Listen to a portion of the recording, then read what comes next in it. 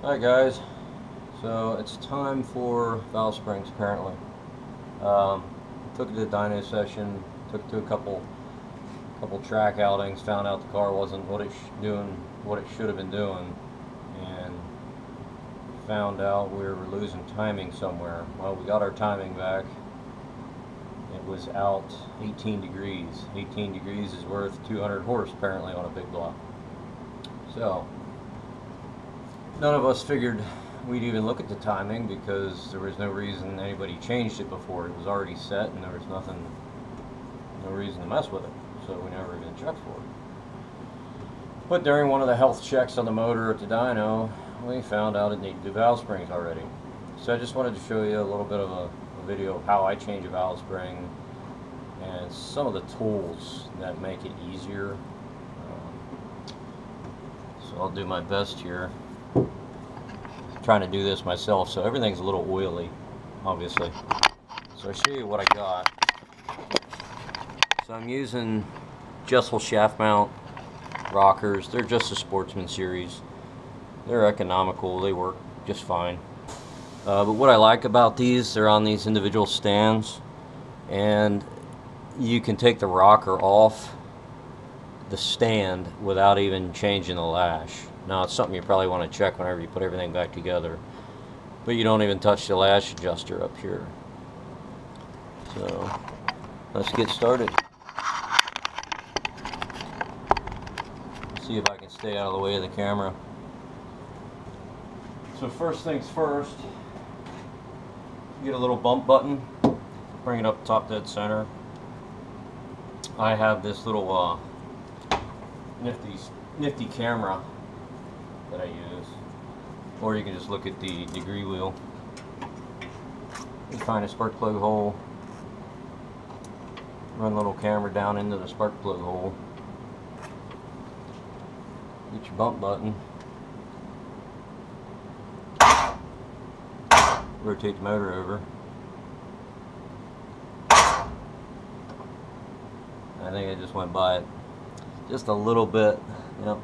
Dampener's a little bit past top dead center because I'm watching the piston in the bore, but you can see that the rockers are a little bit loose. So here's a picture of the bore. I don't know, you probably can't make that out, but that's the piston right there in the cylinder bore. So we'll go ahead and take that out.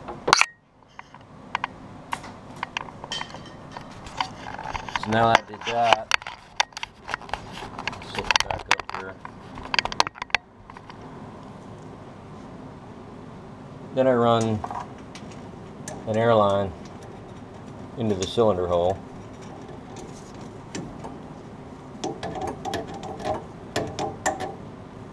Tighten that up. And then I'm using a cylinder leak down tester, and that allows regulated air pressure in through and then out into the cylinder. I can just regulate, it's just a regulator for me right now, that's all I'm doing. So I'll plug that in.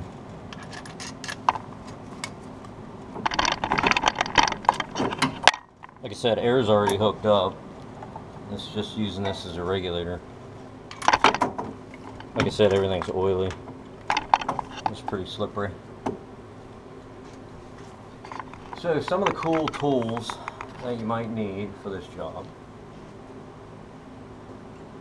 One, here. I don't really need it just yet. So I'm going to break the rocker loose. Now it's on top dead center. Hope you guys can see with all that light in there. I really like the light so I can see what I'm doing. So anyway, back that off. You can take this rocker right off of here. Now's a good time to check stuff. Push rod, the wear on your cup. Check the bearings in the rocker. Here out at the other end of the arm, you can really press on that and feel that it's still good. So you lay that aside. The tip of the valve Still looks really good. These are titanium valves with the steel inserts up at the head. That way I don't have to run lash caps. There's never been one for lash caps personally. So here's one of these nifty tools. It's from LSM Machine. Valve spring compressor for on the head. So when you set these up, you have a set of shims that you can put in the base, and you angle the head here for whatever angle you have on your valve spring. So the big block Chevrolets, they have two different angles for the intake and the exhaust. So I kind of split the difference for myself. That way I didn't have to change back and forth every time. So it works pretty decent. Make sure the push rod's out of the way. Run your bolts down. Now the bolts, or I should say the bolt slots, are exactly that. They're slotted so you can move this tool one way or the other. And I always like running this down so it just touches the retainer to where it looks like it's pretty well centered on the valve, and then I'll go ahead and tighten down the bolts. So you just tighten down the bolts just a little bit. That's all I found I needed. Just a little bit by hand. No crazy torque or anything. Well, we still look like we're pretty good here. You just want to run your cup down against the retainer. Use a standard socket up on the head and just tighten it down. Now, I don't have any air flowing to the cylinder just yet. I'm using the piston at top dead center, and what that's going to do, I'm going to push the valve spring down, which is still locked to the valve. The valve's going to touch the piston and it's going to unlock the locks.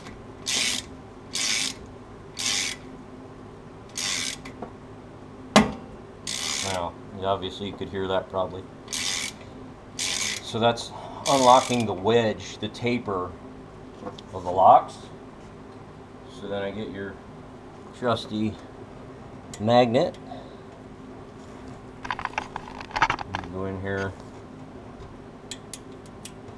and you pick out the locks.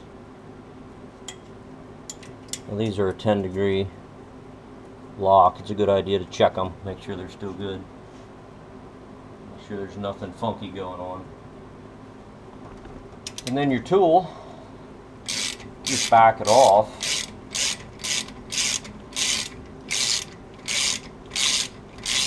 Pretty common sense.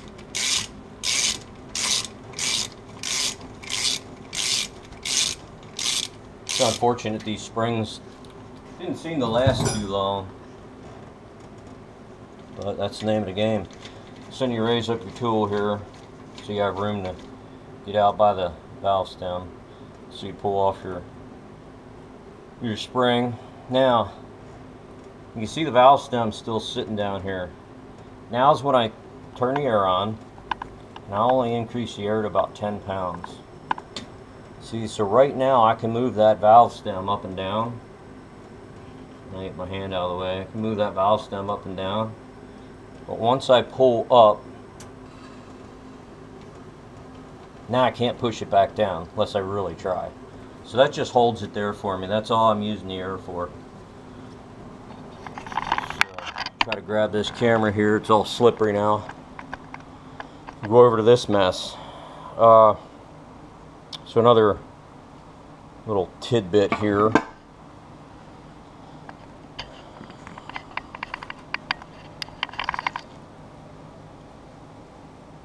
So I'll pop out the retainer if I can get it out. And that one doesn't want to come out too well. That's a good positive lock. So now's a good chance to look at everything, make sure everything's good. Make sure there's no crazy marks or anything on them, cracks or anything. These are titanium retainers. Like I said, pretty standard stuff. Spring looks good, but you can't tell by looking at it. When you put a spring checker on, that's when you tell when it's good or bad. So I just set that aside. Get a new one out of the box here, and being that they're in cardboard, they have just all kinds of fuzzies on them. So what I'll do, I'll take them apart. Now you don't want to use harsh chemicals on them. You're actually not even supposed to touch them with the oils on your hands. It depends on the spring you have too, the metallurgy. If you read anything about valve springs, they're pretty temperamental. You don't want to drop them, that's for sure. So to get the fuzzies off from the cardboard, I use just a plain old napkin. And what I found with the napkin, it just doesn't leave any little residues or anything. Probably microscopically, but nothing that I can see. So anyway, I'll just wipe this down, because now I got all the oil all over my fingers. So I got a little jar of oil here. Just drop them in the oil for cleaning the outside and the inside spring. You just run that through the coils. Just clean them up real good. So the importance of the inner spring, I found you want to lube that up the best. So you gotta splash it around in there, get some lube on it. Get that all the way around. Because during initial startup, when you first fire this up, there's not going to be any oil on here for a little while. So you need oil on the outsides of this inner spring, which obviously it rides on the inside of the outer spring. Same thing with that one, lube that up real good. And that's critical because that thing's going to be sitting in there, you know, working its way back and forth, and if it doesn't have any oil on it, that's no good. So the other thing I'll do is let the inner spring sit out just a little bit. I'll use that as the bottom. And what that does then, it gives me a little room there to put my retainer on. And make sure that's seating decently. And you can push that back up in then. Now the retainer is seated. So anyway, these are PAC 1328 springs. I think we installed them here at 2" 100. They have a 280, but we shimmed them a little bit, so they're around 290, 300 on the seat. I'll show you that after we do this here. Put you back down in the hole.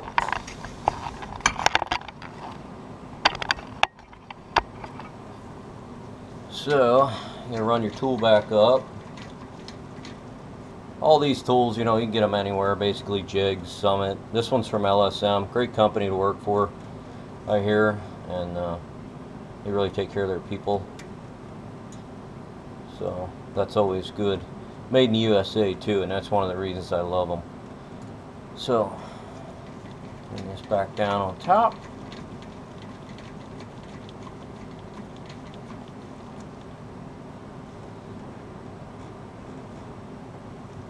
Oh yeah, don't forget about the customer service. I'll go and pay a little bit more, you know, and go the extra mile to pay for some equipment or whatever it is. If it's made in the USA and they have awesome customer service, that's one of my things I like. Alright, so turn this back down, obviously with just a ratchet. Actually, I should probably turn this. I know my hand's always in the way. So, turning these two bars that push down on the spring, you want to orient them to easy enough to where you can get your locks back in. You know, that's something important too. Might overlook once it's already down. Then you run your spring down. Now this part for me gets a little tricky from time to time. Can't really put the camera up there because I got to use both hands for this. I know it's hard to see, but the little locks, you know, those things got to lock right around the valve stem in a specific manner. So they feel good in there.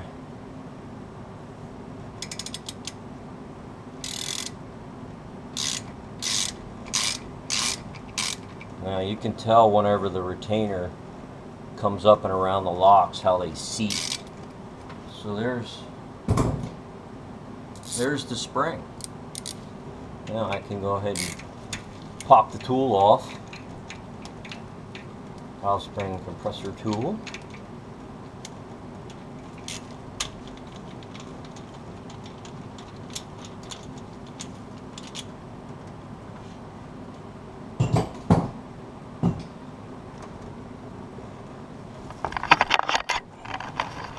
Looks pretty good. Everything looks correct. So we can go ahead and, now that I checked the rocker out already, I can go ahead and run this rocker back down. Make sure your push rod is in the adjuster cup of your rocker. That's important. If not, you're obviously going to have an issue when you fire the car back up. Plus your lash is going to be off. See how that maintained its lash because I haven't even touched anything there. Because the valve, or the spring, is the only thing that we changed. The valve height is still the same. We didn't touch the stand. We didn't touch the adjuster. So everything should be the same. But it's always a good idea to check. So anyway, torque gap back down.